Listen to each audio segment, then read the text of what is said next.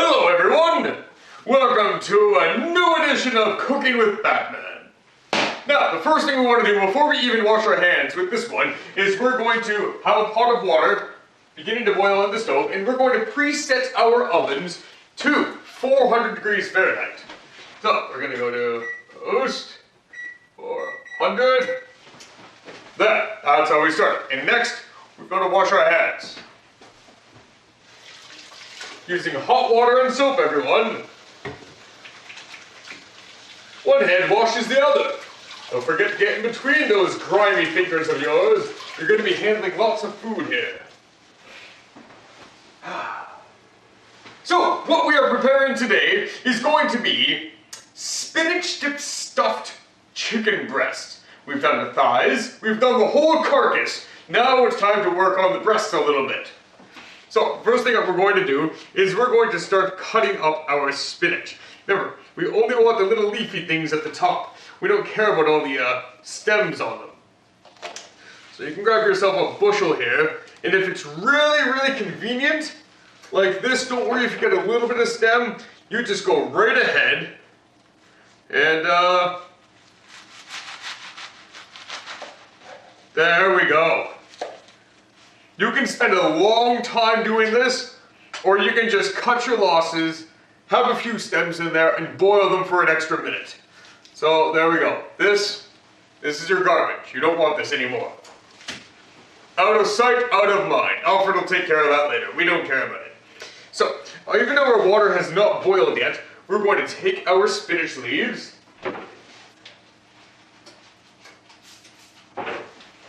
throw them on the stove. There, ta-da, taken care of.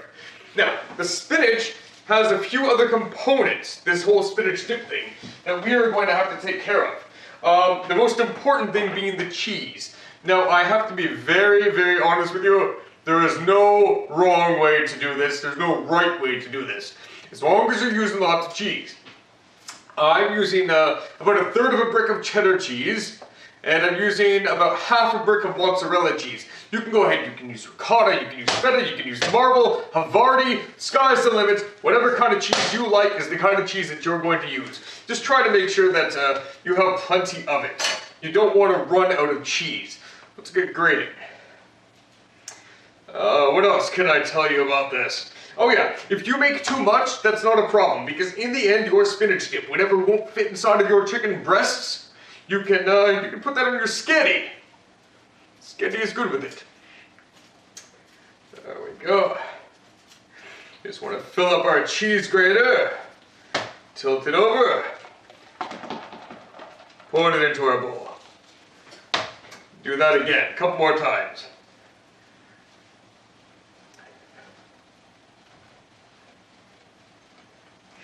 Now, since you're cooking for guests, if you happen to grate your fingers at all, you just remove the bloody parts of the cheese and continue on. It's all right.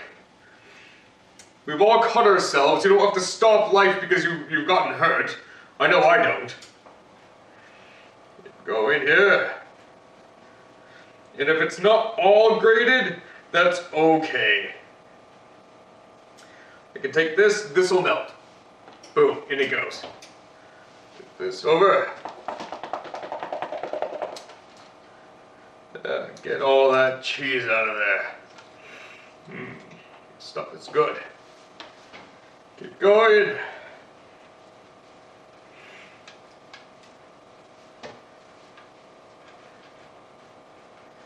Finishing off with this mozzarella. Meanwhile, hopefully the stove is going to start boiling soon, and our oven, like I said, preheating.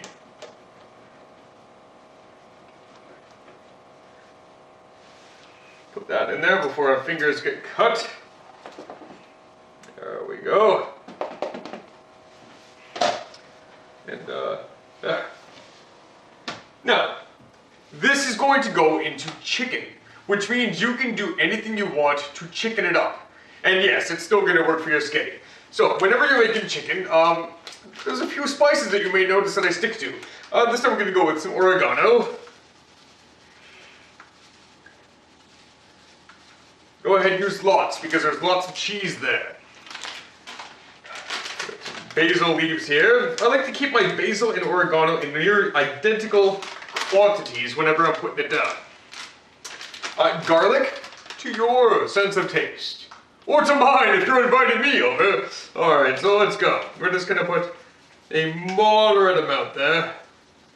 I want to make sure that I taste it. Remember that we're still going to be seasoning the outside of the chicken, so if you feel that there's something lacking, you can always take care of it later. Paprika, you just dump it on. Just like that. There you go. Lots of paprika. Same thing with the poultry seasoning, but not quite as heavy. Just go ahead, pour that on. There. Oh, and by having your cheese at room temperature, what you're going to do is you're going to make it so it melts in better once you add the spinach. So we're going to grab ourselves a poke tool. You may call it a fork. We're just going to mix this up a little bit. There we go. Nice even distribution of the spices are in there. Very good. It already smells like chicken. You know why I associate the smell with chicken? Because I'm always using the same spices on my chicken. Now, some hints. When you're selecting your chicken breasts, right here, try to get the fullest ones. No fillet though. The fillet should be removed. But you want to get your skinless, boneless chicken breast with the fillets removed. And in fact, we're going to remove my fillets too. This is going to make my carving work a little bit easier. You want to use a knife. Ideally, your knife is going to be short enough that you can stick in the whole thing without piercing the other side of your chicken breast. Let's roll up the old sleeves. Dump down on this spinach because it's nice and boiled right now. Oh, yes.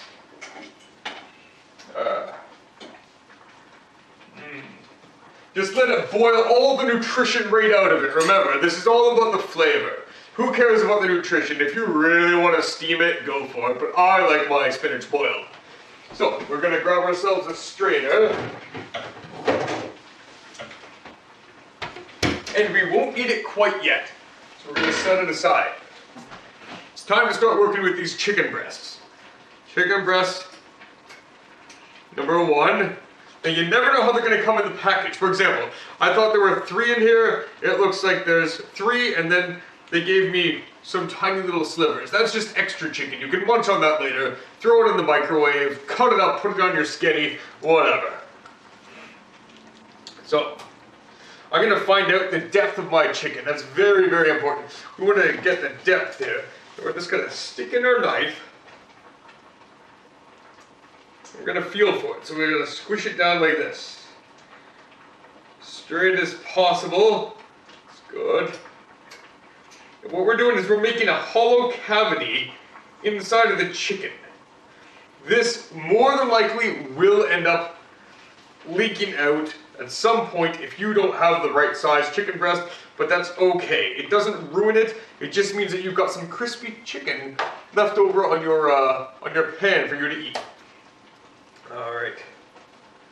Wonderful, wonderful. So we have some extra chicken on this side here. Just gonna carve that off. This is supposed to be just chicken breast. And when we're done, we're gonna try to keep everything inside. We're gonna take this.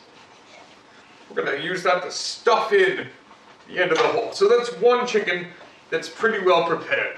Okay? That's good. Next one. Again, we've got to look at it. We've got to assess it. We're going to cut off any excess. Remember, this chicken's not going to waste. It just has a different use. Not this meal, though. That's all. We're going to this. Go ahead. Stick in the knife. Careful. Go slow. Go straight. That's really close to coming out, but it didn't. That's good.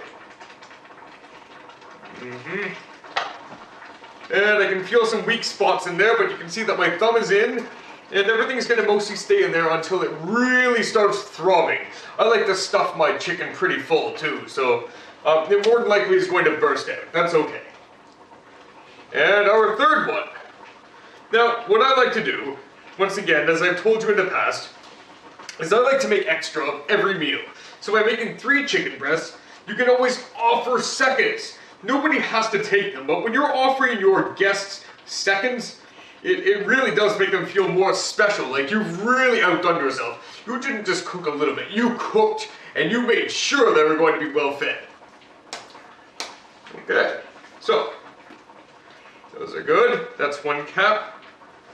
That's 2 caps for closing off my chickens.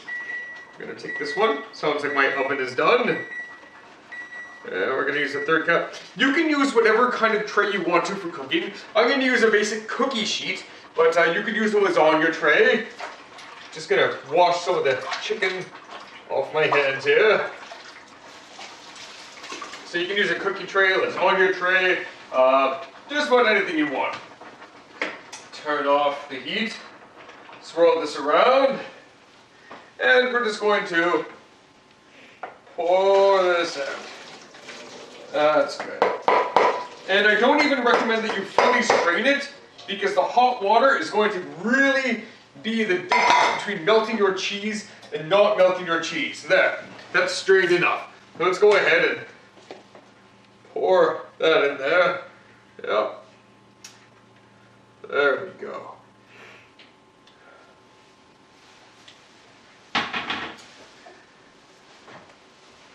Okay, we're going to take our fork, start mixing this. We want to mix it while it's hot, so we want to jump on top of this bandwagon, just go right for it. Yeah, that's it. That's it, melt that cheese.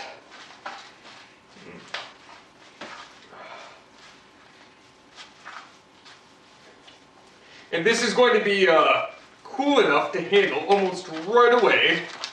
The reason for that is because obviously the cheese is mixing with the spinach.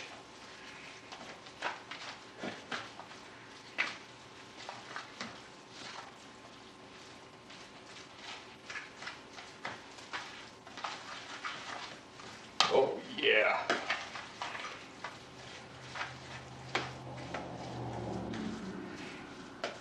What you're looking for is a paste-like consistency. Because you're about to be spoon-feeding your chicken breast. We'll put our fork down right there. Grab ourselves a spoon. You want the thinnest spoon that you have, a small spoon that's going to fit into these holes. So we're going to go ahead. We're going to take this spoonful right here. This actually has a chunk of cheese in it, so I'll just have to make sure that when I place this down, I know which breast I'm getting. Oh, I see. The chunk of cheese isn't going to want to fit in there. It's okay, we can stuff it with our fingers, we don't mind. So you can use a spoon or you can do it my way. Yeah. It smells good enough to eat already. The more you get in there, the better. Cram, cram, cram. You want to stuff it. There's another chunk of cheese. Yep, that one's gonna be mine, all right.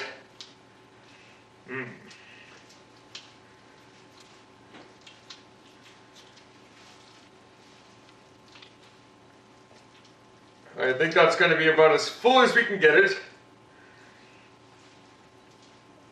There we go. We've turned this seal into a walrus. We've also happened to split the sides a little bit, but that's okay. Save your good presentation for the one that's not going to be for you. So this particular one is going to be mine. It's all fattened up. It's going to be overflowing everywhere, and I don't care. That's how I like it. So now we have 2 more attempts to make a really nice one for the guest, and that means that this one's going to be our first attempt. And if we ruin it, it's okay, we still have another one. Now, ruining it does not ruin the flavor. Ruining your chicken just means you've failed on presentation. We only care about guests' presentations, and we don't care if they take the seconds either. At that point, they've already been impressed and they've already been fed. They don't care anymore.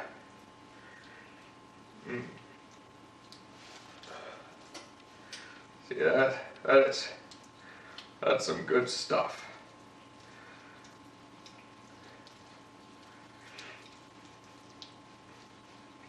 That's just barely going in right now. But I want to be careful that we don't split it open. That's good. That's good. So we're gonna take that one and we're gonna go ahead and seal it shut. A little piece of chicken, just like that. Ta-da! This is going to be our guest piece. Makes mine easy to tell apart from the guests. This one right here. Oh, by the way, you notice how I'm touching this sauce right here? Bare hands, getting chicken back and forth. That means that whenever you do use this for some leftovers, don't just spoon feed it into your mouth. You're gonna get raw chicken in you. There's only a few of us that can take that, such as myself. So I don't care if I ruin this one. Look at this. Stuff it. Oh, yeah.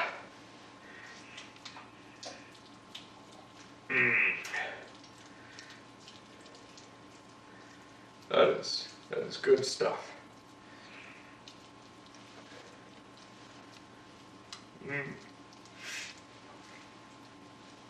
All right. Next, I'm going to show you a couple different ways to prepare this. Rinse off the hands. Once again. And since I didn't use soap, this drawing towel is going to be considered laundry when I'm done. But we can use it over and over again. So, here's our pan. We're going to take some Pam coconut oil spray.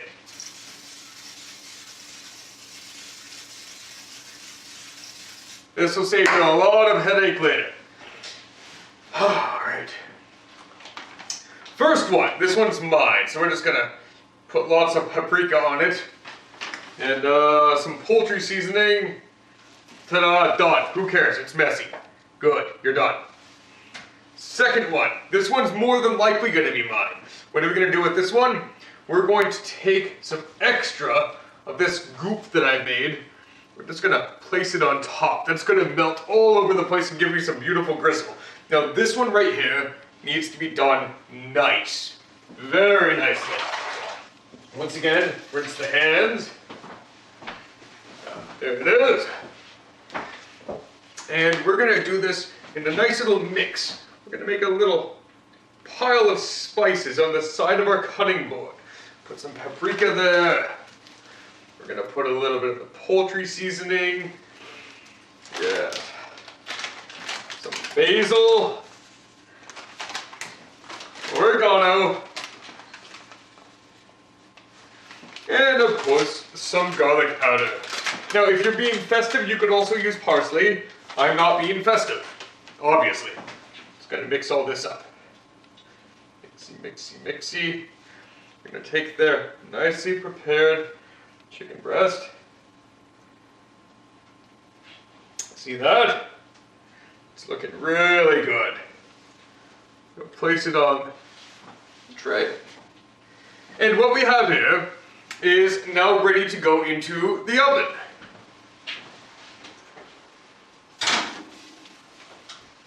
Now, when I'm cooking for other people, there is something that I do very specifically. That specific thing is I cook things just a little bit longer than I normally would when it comes to things like poultry and pork. So, what do we have here? About 50 minutes, maybe an hour. All right? I'll see you guys then. So, it's been about 50 minutes. I told you 50 minutes to an hour. We're on the low end of that because of the size of our chicken breast being on the smaller side than what I would have desired. But that's okay. So, Alfred has cleaned up everything for me, and I've prepared the side dishes here. This time we have some peaches and cream corn, and we have some instant mashed potatoes. Once again, that is just perfect. So, let's get our gloves off. Our hands should still be clean. Good to go. And we can start serving up the guest plate. Now, as you may notice, what's different this time is that I, too, will be using a plate. The reason for that is because neither of these bowls are big enough to accommodate what I want to eat. So then we can just take the rest of this here, and we're just going to leave a little bit left in case of our guest asking for seconds. There we go. We just left a little bit of a spoon there. Grab some corn. Obviously this one is mine. Maybe we should be serving the guest first, eh? There we go. There, things are coming along. And like I said, we've got to make them meat, the star of the show. And when you're doing that, that means giving them smaller portions of everything else. We don't care about our portions. When I say our portions, I mean the host portion. Okay, so there we go. We can put that aside. Move these over here. This is going to be the guest one. Clean up all the corn together. That's a nice little scoop. Caution, taking things out of the oven usually means they're hot. So, put on our glove. Open things up. Grab our chicken. Place it there. Turn off the oven. And this is what we're left with. As you can see, this one here that exploded everywhere is mine. This one is the one that I'm going to offer to the guest. It's just sloppily made in this beautiful braised chicken right there. That one, that's our gold keeper right there. So, let's scoop this out. Make this beautiful. So it's going to be crispy. Gotta try to get right underneath it. We don't want to tear the chicken. Remember, it shouldn't stick too much because we've already greased everything. Cut it right there. That is beautiful. And this big messy looking thing right here, all the extra cheese and everything, yeah, that's mine right there. Let's take some more scrapings. Yeah, you can put your cheese scrapings right on your potatoes. This is the good stuff right there. Look at that. That cheese scraping, I'll take that. Mmm. It's good. And that's going to be the extra. So this is all your leftover stuff. So, this is your spinach and cheese stuffed chicken breast cooked to perfection. First, let's take a look at my plate. Mmm, looks delicious, doesn't it? Probably not, because it looks all crispy and stuff, but that's how cheese is delicious, is when it's crispy. And here's the guest plate. Absolutely, perfectly beautiful, just the right amount of steam coming off of it. And look, just see how tender that is. That's a good piece of chicken right there. Yeah. Take the fork. And always, when you're placing your fork, try to slide it under something heavy that will move, such as the potatoes. There. Now, you save yourself the embarrassment of going ka-clang when you're walking a plate with a fork on it. Bon appetit! Dinner is served.